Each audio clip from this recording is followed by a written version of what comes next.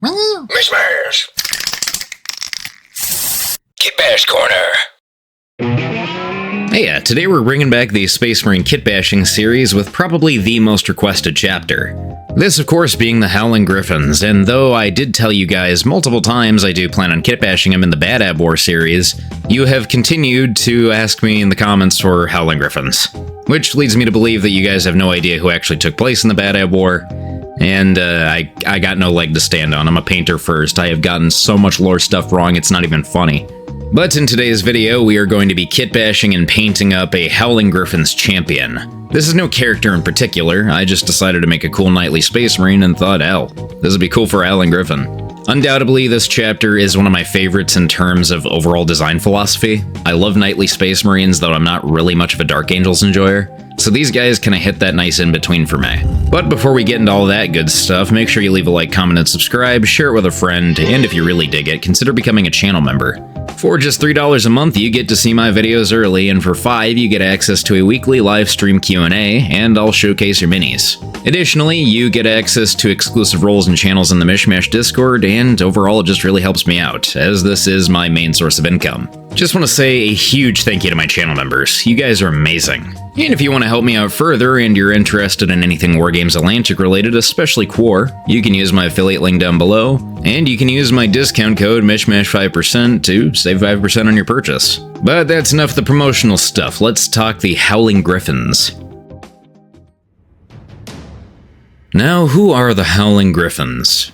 Well, despite their exterior color scheme and their overall design philosophy, these guys are staunch Ultramarine successors. Though they don't treat it like holy scripture, they are big on the Codex Astartes, and they love themselves some honor. While the arguably most popular Space Marine chapter that embodies a knightly aesthetic is the Dark Angels, or the f***ing Grey Knights. I don't know, just pausing here really quick. I kind of forgot the Grey Knights exist purely because I don't think even GW remembers they exist. But I think we can all agree that the Dark Angels are more like brooding gothic knights from a grim, bloody fable. Which is quite fitting for the setting. They're dark and mysterious and look a little bit villainous, and they might actually be. But I think that's why I like the Howling Griffons so much, because they have the bright colors, the bold heraldry, they're loud and proud. They are the classic knights in shining armor.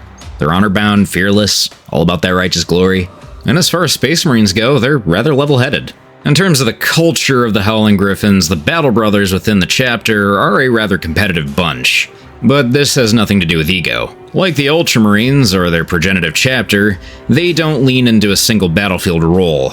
But the Howling Griffons are constantly pushing one another in the idea that they should not only be good at everything, they should be the absolute best at everything. And are they the best? Well, I can't definitively say yes or no, but there is one thing that's for sure. I would say unequivocally, the Howling Griffons are one of the most successful and battle-hardened chapters in the setting. These guys are constantly at war, constantly kicking ass, and above everything else, they are typically winning. The only time I can really think of them actually taking a beating was the Bad Ab War itself, but this is because they only had about 250 Marines versus the entirety of the Executioners. Oh. But as one little lore tidbit that I do think is rather important to mention is that they have a very, very special affinity for oaths. Makes sense, they're space paladins, though this is a very integral part of their overall traditions. Even if it takes decades or even centuries, these guys do not forget and they do not move on. They are going to finish what they start, even if it means going to extreme measures to carry out these said tasks. Now, another thing I like is the parchments that adorn their armor, or the purity seals, are the literal written oaths.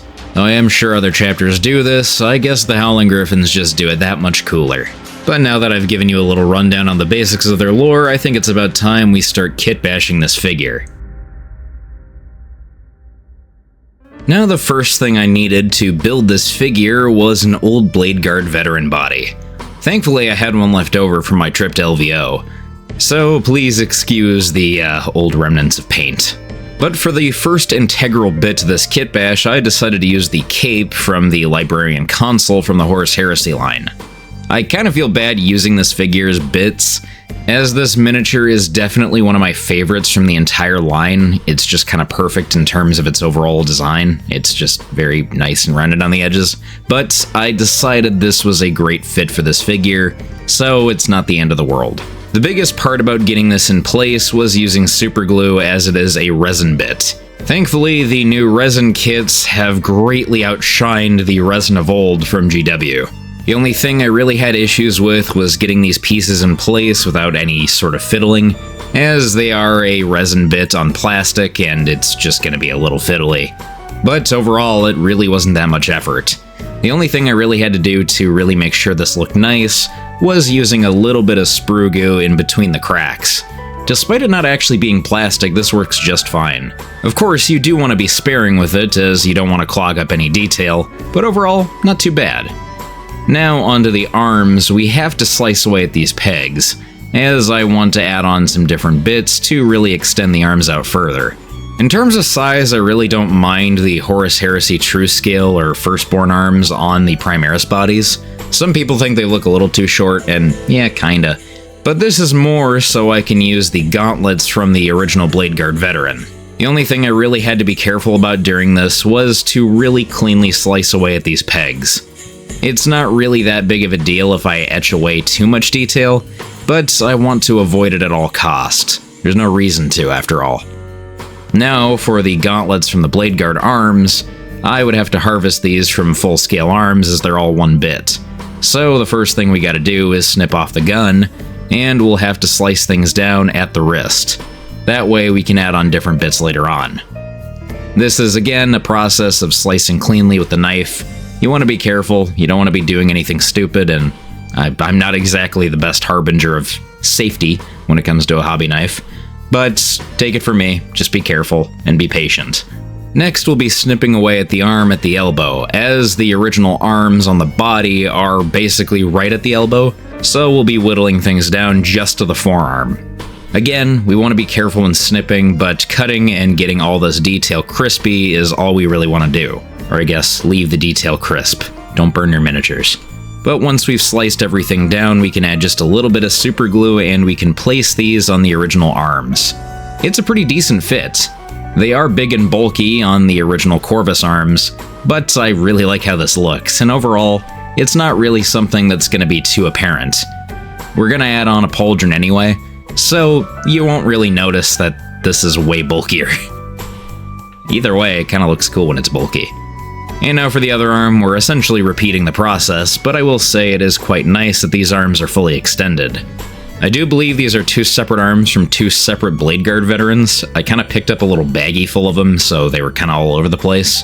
But regardless, this allows me to get a pretty clean cut on both arms. And again, we just want to snip things down right at the elbow. Only thing we gotta be careful about is not nicking any of the finer details on the gauntlet, and not to damage the little trinket. I also used my little Gundam sander to make sure that these bits adhered nicely. Now to glue the arm on the other side, I actually ended up doing something a little different, as I added a tiny bit of sprue goo along with the super glue. This was to make sure that everything sealed in nicely. I probably should have done this separately or perhaps after the initial gluing, but it actually worked out pretty well. Like with the cape, there is just a slight little bit of open area that we do want to fill in. It's really not super noticeable, but we might as well fill it in to make it look as nice as possible.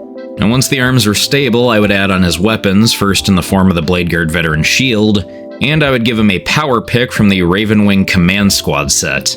I've stated this a couple times in the video that I'm not the hugest fan of Dark Angels, but man do I love their power weapons. As far as medieval weapons go, I love blunt weapons and I love utility weapons such as this. Though if I'm not mistaken, most medieval war picks are actually used by cavalry, which is probably why they're used in the Command Squad bikes.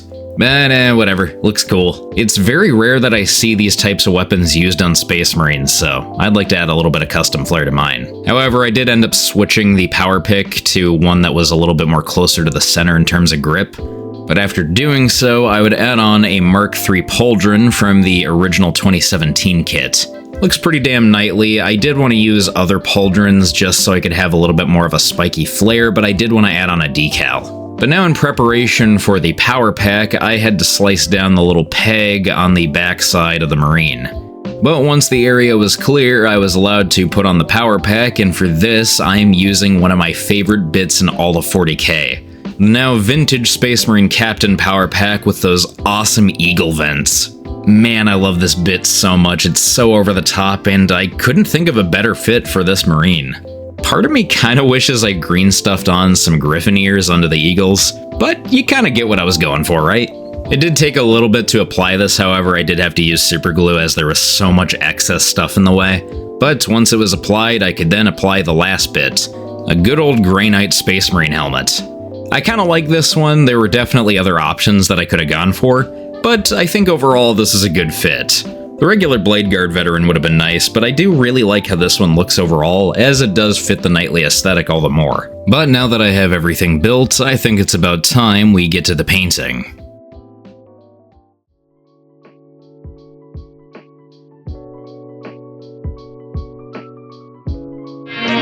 Now to start the model, I first zenithal primed using some German Panzer Grey and some Dark Ivory from Pro-Acryl. This gives an ever slightly warm undertone to the figure, and I would begin spraying over this undertone using some Imperial Fist. Howling Griffons are definitely on the warmer side of yellow, so this is a really good starting point. And overall, Imperial Fist through an airbrush is very nice to apply. And don't worry, we're not using the airbrush for the rest of the model. I just like using it for the first 2 coats, as it saves me plenty of time. You'll probably notice too that I am overcoating the entirety of the model. I find that painting over the yellow with the red leaves a much nicer red color. And for the red itself, I'm using some burnt red from Pro-Acryl. Usually, I like to paint over this color using a little bit of Blood Angel's red, but ultimately I believe that burnt red is a better color overall, as it allows me a little bit more control rather than a contrast color. This is especially helpful when sketching down the middle of the model. Like with all split heraldry figures and Space Marine chapters, we do need to exercise a little bit more brush control than we normally do with other Space Marine chapters. This is actually very similar to when I painted Brazen Claws ages ago. However, this time around, we're going to be working with yellow, which is kind of notorious for being a hard color to work with. But fear not, I do have a pretty easy recipe for fixing up our little errors. Additionally, I also use burnt red on the shield in a quartered manner. This was made rather easy considering how much detail is on the shield, so it's not like I really needed to be super clean. And for the yellow, I just use more Imperial Fist, this time using a standard brush. Now that we've applied the red, we can now clean things up. As you can see here, I'm simply just coloring over the main line of which these 2 colors are separated, and I'm sketching over it using a little bit of Dark Ivory. This color is perfect for yellow to go over. All we really gotta do is trace over any areas that might be spilling onto the yellow, and we can just repaint it using Imperial Fist. It's especially helpful when we're going over the top portions of this model. In lower portions of the model, it may look a little bit more weird, as it will kind of lose the zenithal look, but overall, you really can't tell the difference. I highly suggest doing this for just about any yellow color. Any kind of ivory and khaki colors are perfect for reapplying yellows. And as we all know, yellow is a notorious color for needing several coats. So, if you spill anything, just use some ivory. Now moving on to all the purity seals, parchments, and the loincloth, I'm painting these using some khaki and dark ivory mixed 1-to-1. It's really not that important to the model overall, as I primarily want to focus on the main color scheme of the Howling Griffons, but I figured I'd just mention it. And for all the metallics and the cape, I'm painting these using black from AK Interactive. Never used the acrylics before, but I quite like this color. When it comes down to it, it doesn't exactly matter which black you use. I just really like the finish of this one. It's a very nice matte finish, and it reminds me of the old Vallejo model color black. But once the black is dry, I would begin painting in the Aquila using a little bit of dark silver. This again is a great color, and you really don't need to do much for it to look great. I also painted this over the trim of the shield, and I would paint the weapons and the eagle heraldry. It was especially satisfying to paint over the eagles with this color. I don't know what it is, this is just one of my favorite metallic colors. Just looks so nice. And the way it glides over the eagles is beyond satisfying. I really like doing this. It's why I'm keeping in the entirety of this portion. I normally like to cut through this portion as I don't really like editing painting, but let's just let this one play out. And for any other little decorative elements, I'm painting these in using bronze. I feel like a broken record with the colors that I use, but I just think it looks nice. Most of the other skulls I paint with this color, and I even painted it over the little hourglass on the shield. But overall, I prefer silver to gold when it comes to Howling Griffons. Now to shade the shield, I'm using a mixture of 1-to-1 Battle Mud and Oblivion Black Wash from Two Thin Coats. I also use this mixture over all the robes and the purity seals. And for the yellow, I would shade using Light Tone from Army Painter. I was considering using Cassandor Yellow, but I do think the Light Tone is a little bit of a better fit, as it kind of brings it together with the red a little bit more. Now for the red, I'm actually shading using some Carroburg Crimson. I'm shading over the entirety of it, I'm not doing it in the recesses. If I were going for a cleaner miniature, I would probably paint this more into the recesses rather than using the shades over the entirety of the armor panels. But since I wanted to add a little bit of battle damage, I figured I'd just go over each of their colors with their respective shades. Now coming back to the cape, I'm going to be layering over the raised surfaces using some rubber black. This is kind of a great color for a warmer black tone, and I gotta say I usually hate painting capes, but this is quite fun. Now for the eyes, I'm painting them in using a little bit of bold titanium white. This is purely so we can fill this in with a contrast color. It's pretty simplistic. But I do gotta say, this helmet was kind of difficult to do this on. The snout really made it a narrow fit to paint in the eyes. So I made sure to have a really good steady hand on my brush.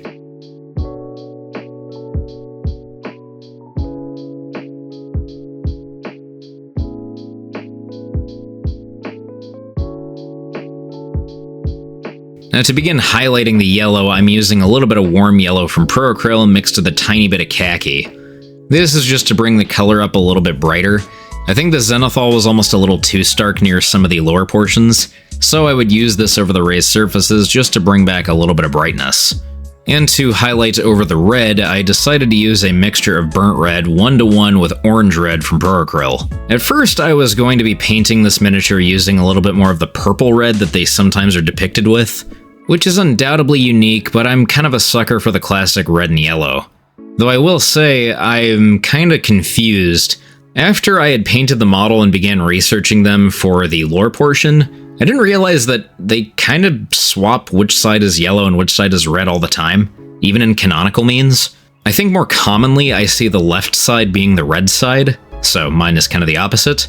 But I guess in my mind it makes more sense for the yellow side to have the chapter badge, as it would show up a little bit better over yellow than it would red. Which is probably the one downside of the way that I kitbash this guy. Kinda wish I left that pauldron open for a decal. Now once I was happy with the first round of highlights on the red, I would finish it off using pure orange red from Pro Acryl. I felt that this would bring out the rest of the red in a very nice manner. All things considered, this is a very simplistic red, but it does look very effective. You could use a little bit of yellow to really drive it further all the way, but I don't think that's really necessary. I'd also use a little bit of this color to create some scratches, and I would fill them in using a little bit of dryad bark like I do with every single one of my Space Marines. But to go back in on the robes and parchments, I'm highlighting these using a little bit of dark ivory mixed with khaki. This is about a 1-to-3 mix, and I want to be very careful highlighting on the abdomen. I just want to make sure that these details stand out all the more. I'll also be finishing off the yellow using a mixture of ivory mixed with a little bit of warped lightning from Army Painter. This creates a very, very bright yellow, and I really like how this looks. I didn't get as much footage as I would have liked, but I've painted yellow plenty of times on the channel, so check that out. And to fill in his eyes, I'm using a little bit of Cairndross green. Again, I want to be very careful, as this is a contrast color, and spilling onto yellow or red would be a pain in the ass. So I just had to be very careful.